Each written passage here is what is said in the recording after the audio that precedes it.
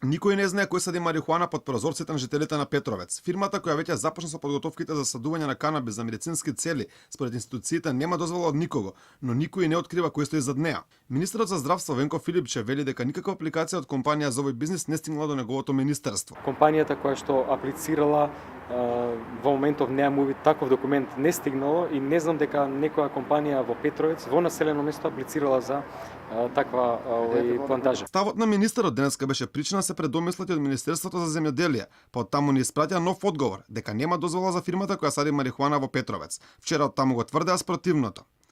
Дека се сади канабис во Петровец, вчера потврди градоначалникот на оваа општина, но тој кажа дека нема никакви ингеренции околу овој случај, дека тој е во рацете на двете министерства. Баш никакви ингеренции.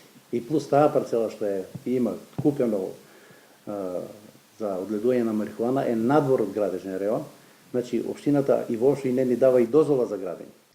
Филипче тврди дека не знае за која компанија станува збор, а во Република Македонија дозвола за огледување на канабис има 10 фирми, а учество во овој бизнис има и семејството на премиерот Зоран Заев.